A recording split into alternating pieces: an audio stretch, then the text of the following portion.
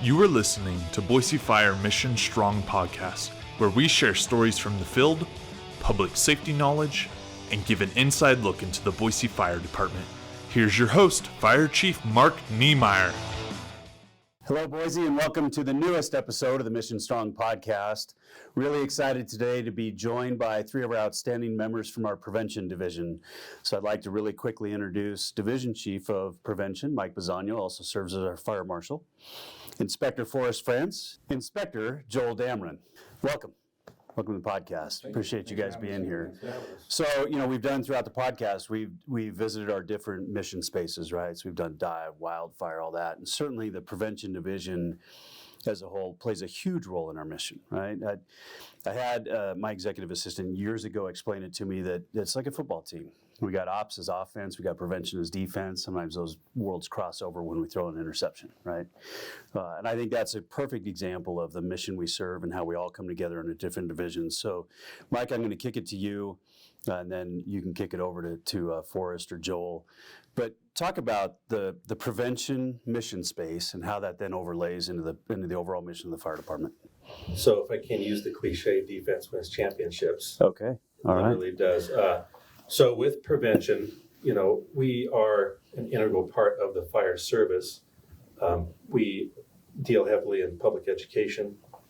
And basically when we are out doing our inspections, not only are we looking for things that are potential hazards to the occupants of buildings, however, or the business owners, we're also educating them on their liability and educating them on what firefighters need when they respond.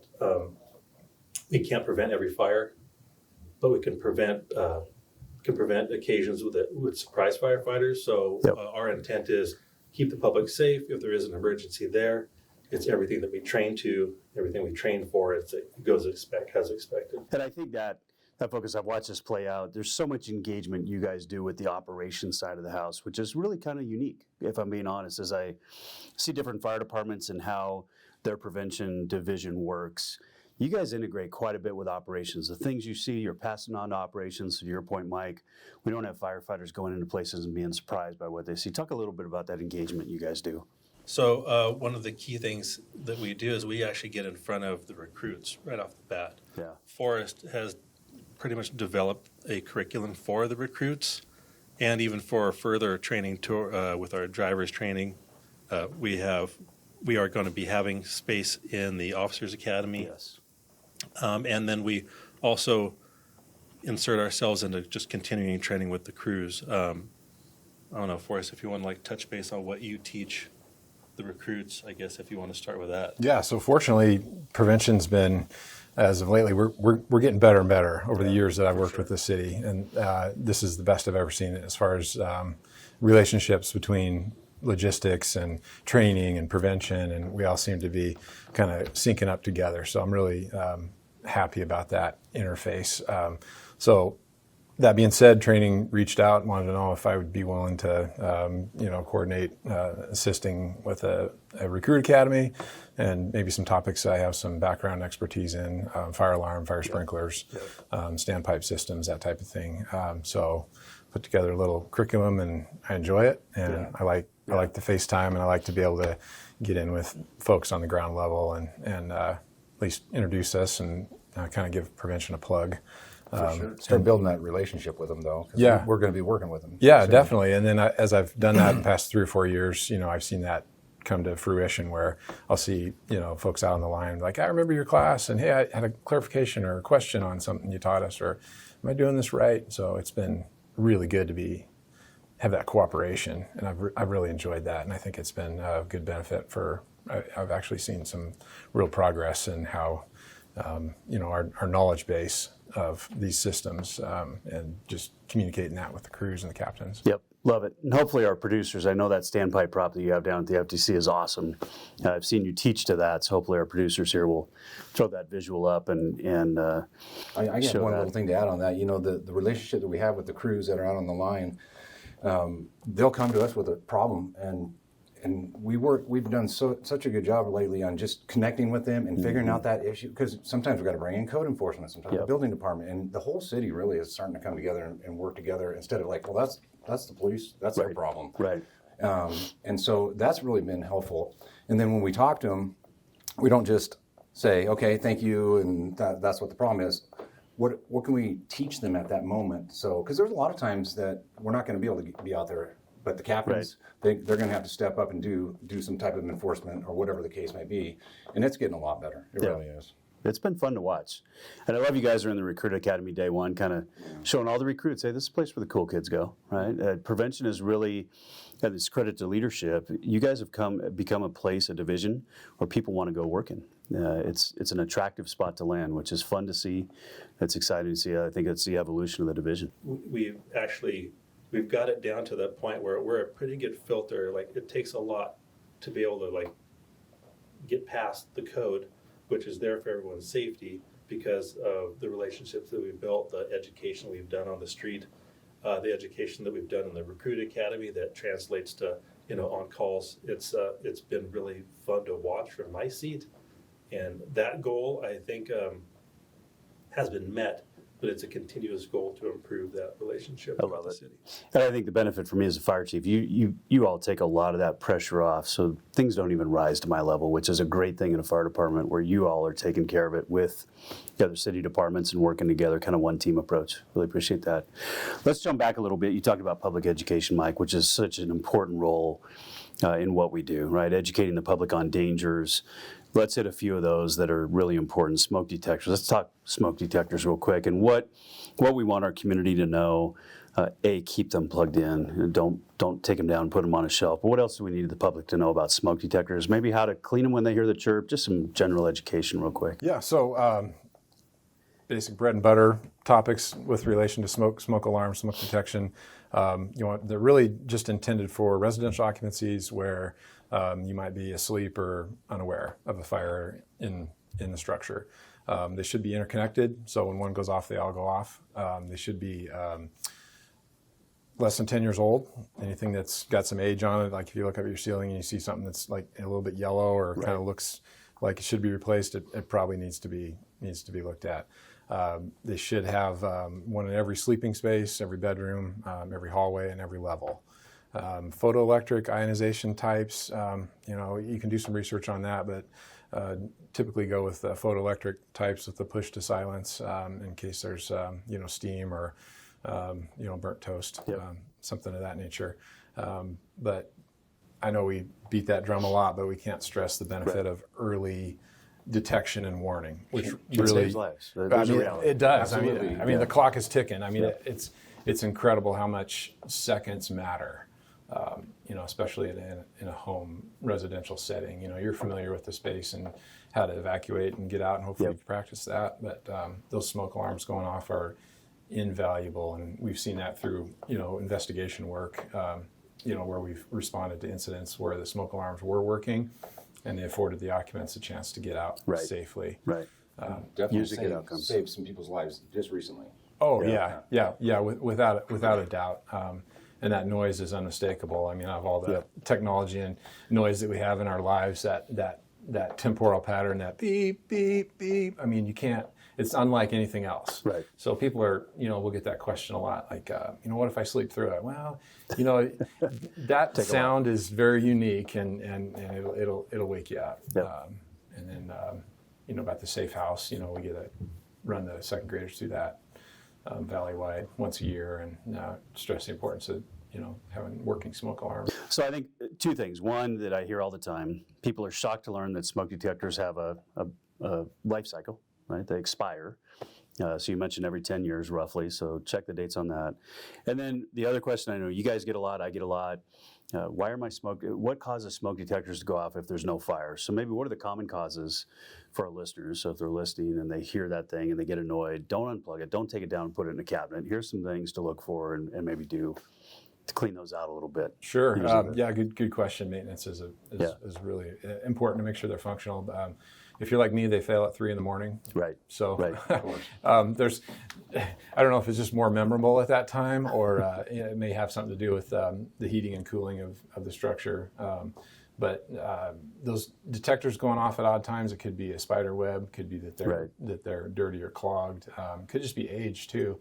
If you think about those things are energized electrical equipment, and they're constantly got some sort of like low level voltage going through there, and after a while they just get tired because they're awake all the time. Yep. They never get a break. So through all the hot months of the summer and the cold months of the winter, and airflow and the dust that's in the air just inherently, and that combined with the fact that they're on all the time, steam, could be dust, could be moisture, could be they need to be vacuumed or blown out. Yep. Could be the batteries are tired. We've also seen like zombie smoke alarms where you pull them off, take the battery out of them, and they're still chirping. Yep. You get calls about that, and it's like, why is this thing still making noise?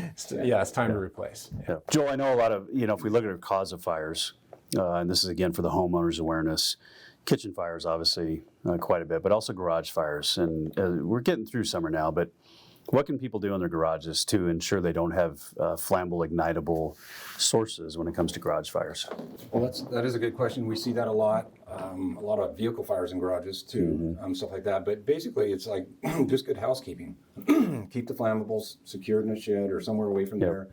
Get a heat detector installed in your garage. I know that's coming up in the next year or two in the code, but it's so valuable. We've just had several fires where the people were in their house, the garage is totally ripping, and they had no clue. Right. No idea at all until a little bit of smoke finally made it into the house. But it was a full structure fire. Yep. So, housekeeping is a big one. Most everybody, you go out and work in the garage, and you got your tools and your stuff, and you maybe fill the lawnmower up, and it's just things like that. And then another thing that I think is smoking. We'll see people go into the garage to smoke, especially when it's cold, because they don't want to go all the way outside and stuff like that. And that's something that people need to really focus on, and always have a way to put your cigarette out in some non-combustible way or something like that. Don't just throw it wherever. Yeah, oily rags and garbage cans, don't do that. I see a lot of people put their nice green cut grass in the plastic garbage can, and then it's inside the garage. So simple things like that. Yeah, absolutely. That's about all I can really think of for that for the most part. Going back to that, the garage fires that we talked about where the people were unaware, if they would have had an interconnected heat detector, they would have known that is coming from the garage, because they most likely would have, there's no smoke in the air. Right. We've had a handful of people that have gone to check the garage to see what was up, to see what's happening, open the door, and actually were injured pretty badly. Yep. We're taken to the hospital for either inhaling flames, or basically having all the hair singed off of anything that was exposed. Right. And then hopefully they maintain the fact that their garage door is supposed to be self-closing. Right. Another thing that we've probably all seen that we've experienced when we've gone to fires and noticed how many doors were open was, ever left the door open on the way out? Yes. And just like one of those things, just like a lot of things, nobody knows what the fire department does. A lot of people don't understand that we always want it to be compartmentalized. Yes. So part of the housekeeping is don't chalk your doors open. Heck, sleep with your doors shut. I mean, all the stuff that you take for granted and you just think is just, whatever. You can't take any of it for granted. So I think another thing that we've seen in garages, and I'm pretty sure we're going to talk about it, is lithium-ion batteries. These guys have gone on plenty of fire investigations. Sure enough, that tends to be the cause of the fire. Well, let's roll into that. That was on the list, certainly, to talk about. So let's roll on lithium-ion batteries. They're great for your tools, right? Yeah. But they have a potential danger to them. So let's talk about that just a little bit. So what we know on lithium-ion batteries, it is a hot topic. Forgive me for that one, but it is lately a lot of classes and research and information. A lot of things we have in our daily lives. Your electric-powered toothbrush, vape pens, mobility devices, scooters, skateboards, bicycles, remote control control cars. Yeah, remote control cars. Pretty much anything nowadays takes advantage of that lithium-ion battery technology because it's so small and powerful, which is also what makes it dangerous. A lot of energy packed into a really small space. Yep. So if you think about the common battery, it's about the size of your thumb. Those Li batteries are, and you get a whole stack of those. And if they incur some sort of mechanical damage, if they're charged improperly, if they get wet with salt water or the case is damaged, they're subject to something that's called thermal runaway, and that's whereby one cell gets out of balance between the positive and negative charged ions in there, and goes into a state of heat release rate that is such that it can't be stopped. And then it affects the cell next to it and its neighbor and its neighbor and its neighbor. So it's like a cascade fail, and it's quite explosive and very, very powerful chemical chain reaction that causes a fire. So we've had lots of instances of those in the past year. So let's talk real quick, because I'm probably like everybody else. I've got my DeWalt batteries all lined up on the shelf in the garage and all that. If a homeowner has a fire that starts within that lithium-ion battery pack, what's the best way to put it out? So, well, back to Chief Bisagno's in the very beginning talked about defense. So making sure you're separate from adjacent combustibles. Yep. Got that nice little fire break is good. If they can be located in a metal container, that's even better. A lid, that's even better. It's a really high challenge fire to put out. Yes. Those things will actually burn underwater. So if you think about extinguishment methods, you're looking at smothering. So dirt, sand, containment, removal, cooling. We'll take advantage of the cooling properties of water. A lot of times it doesn't mean it's going to stop the runaway, but it'll definitely contain. Yeah, keep it tamped down. Keep it contained. I have a video from a security camera in a parking garage where a electric lithium-ion battery-powered skateboard was stored. The skateboard went into thermal runaway. Advanced fire conditions started to grow, started to build, and there was a sprinkler. There's a sprinkler parking garage, so a sprinkler located directly above the fire actually activated the thermal element of the sprinkler, discharged water over the fire, and you can watch the whole thing on video, and it's like just putting a hat on top of it.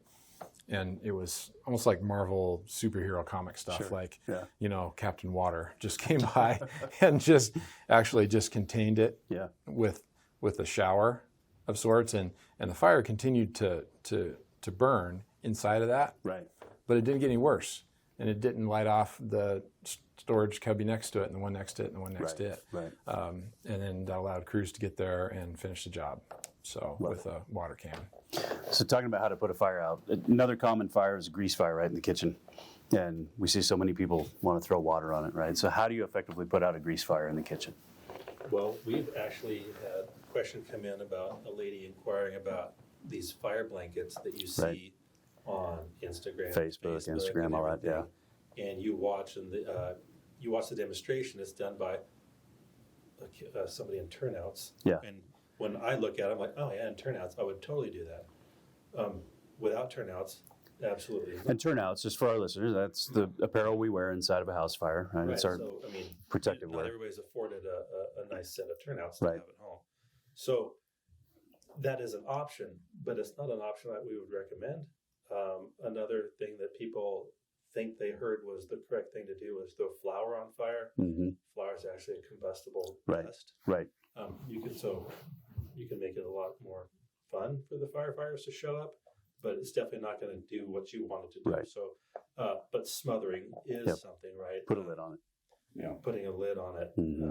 throwing a wet towel over it. Yep.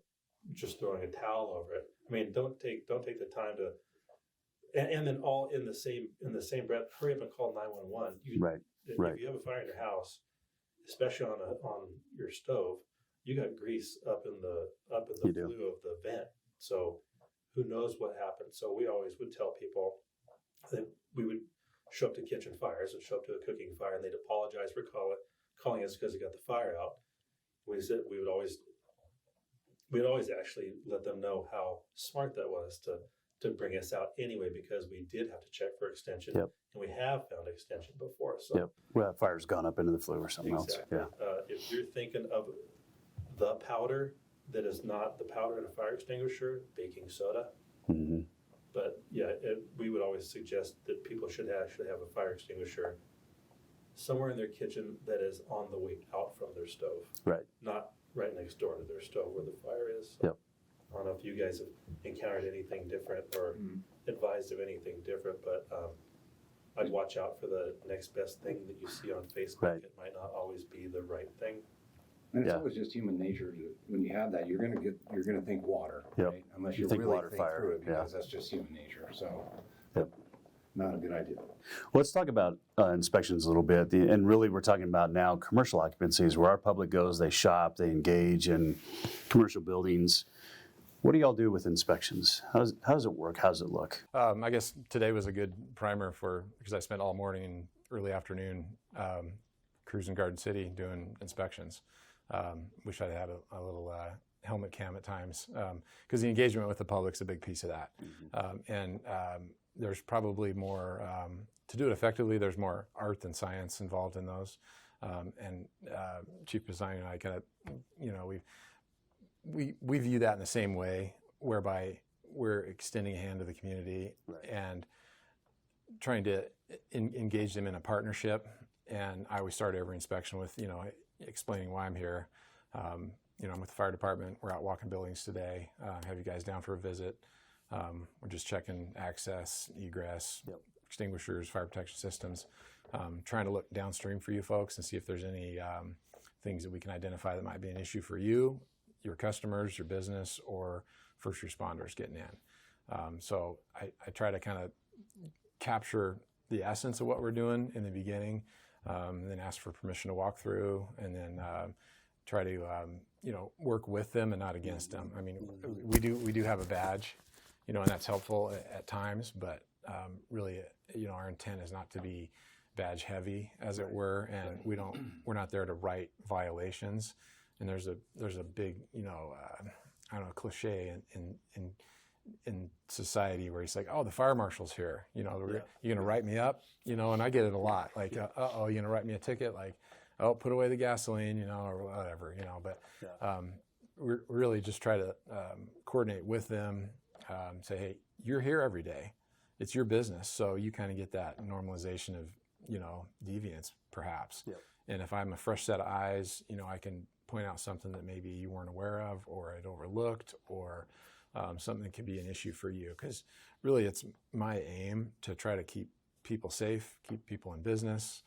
And then, like Chief Bisagno said, if something does happen, put us in a defendable position where you have the best chance possible to make it the most, impact reduced event, at the end of it.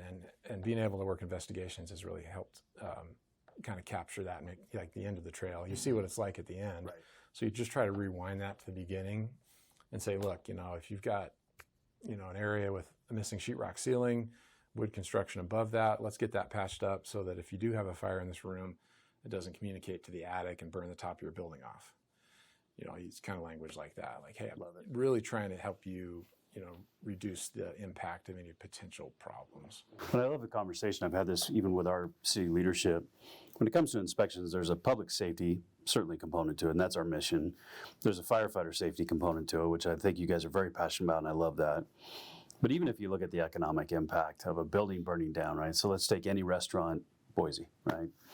And that building is out of commission for 6, 7, 9 months. You look at all the downstream effects economically of a building being out of service, right? It's delivery no longer having delivery. It's the employees no longer having jobs. It's all of that. So there's even a huge economic impact to the work you all do to try and prevent the thing from happening in the first place. One of the things that, as far as inspections, like how they're even scheduled, is NFPA has a recommended frequency that you inspect certain occupancy types, and all the different commercial buildings have different occupancy types. An example is a restaurant is an assembly type occupancy because people assemble, storage occupancy, warehouse. So they're fairly straightforward with their definitions. But what we want to do is we want to make our inspections basically personalize them to the city of Boise. Mm-hmm. And when you talk about important buildings, what we want to do is we're moving towards a risk-based system of inspections. Right. And one of the risks that we look at is how, if this building were to be out of commission, what effect does that have on the citizens of Boise? Yep. You know, if it's a building that if it's a storage building that you could just go right and rent another one, Right. not a terribly big impact, right? But Critical hospitals, infrastructure. Right. like you're saying, restaurants, Yes. libraries, everything. Pharmacies, Yes, all all the- these important things that we need daily. So we're going through, and as a team, we're gonna institute a more personalized inspection program for the city of Boise by going through all 9,000 occupancies That's a lot. and categorizing them as what is high risk, moderate risk, low risk for the city of Boise, and then with the ultimate goal of serving everybody the way they're supposed to be served. And then internally, when we're out doing inspections, we know that this is the day I'm supposed to be here, and I don't feel like I really need to be across the street, but NFPA standard says I need to be here today. So that's upcoming. Hopefully by the next year, we can start this, hopefully in 2024, and see how that goes and just keep fine-tuning it and fine-tuning it. Keep evolving it. Yeah, it'll never be perfect, but it'll keep getting better. So. Yeah, love it. So that's the inspection side. That's the pre-work. And now some other things you all do. Two hats, right? Dual hats. Is you do investigations. Now our ops folks have gone out. There's been a fire. You all get called in to do the investigation, right? Talk about investigations, Joel, and the work you guys do. So basically, our focus is to find the origin and the cause. And a lot of times, the captains can do that on the scene there because it's obvious, or there's video, whatever, and stuff. But when they can't determine that, they call us out, whatever the hour is, the time of the day, whatever. And our procedure is basically meet with the BC, figure out what the type of call it is, and then we go through what we call the scientific method. It's a very methodical approach to an investigation, so you don't really miss anything, and that's set up the same way every time. Start with your outside photos. You go from the least damaged to the most damaged. Once the house or structure has been deemed safe from the safety officer, then you work inside and you do basically the same thing, but you do it the same way every time, again, so you don't miss a step. Some fires are easy and some are very difficult. Right. Some are complex, and then others are, pretty bread and butter. But so that's the approach that we go to it. As far as that, we're taking pictures, collecting evidence, or forming hypothesis on what happened. And then you test the hypothesis through your procedures in your mind, and you figure out could this have actually caught this on fire? No, this doesn't burn. That type of stuff. And we use the crews a lot to help us out as well. Yep. We always do interviews with them to see what they saw, witnesses, videos. The investigations do take a lot. Like there's some that are open for 4 or 5, 6 weeks, Right. Because there's a lot of follow-up. Especially in some of the arson cases, or when we do have fatalities. I mean, it's a lot more, detail going on there. A lot more agencies involved and things like that. Yep. But having done it now for a couple of years, Forrest and I and stuff, we've learned so much. I mean, and it is such a cool way to see it from the other end, not fighting the fire, but investigating the fire. Right. And you learn what causes fires, like the lithium-ion batteries. We're going to see it with cars a lot more with all of batteries in the cars. So it's a great way to look at things and figure stuff out like that. Well, I know our crews on the ops side certainly helps them as they go battle the next fire. Yeah, and that is definitely one of the things we do. We've gotten so much better at it as far as like getting hold. Like you just went to talk to one of the captains at Station 4 today. He had a fire this weekend and went over it with them and complimented on all the things they did right, because they did some really cool things. So we'll put out that press information, kind of a general thing, but sometimes we'll just go ahead and contact those crews that are on that fire and go over everything. And that's building that relationship. They feel more confident going to a fire. They know that we're taking it seriously. Yep. And it's investigations are very necessary. Yeah. The immediate feedback that our investigators give the crews, we've seen I get compliments, and I ask people, please let the investigators know all the time about one, they love the read. They think it's an enjoyable read.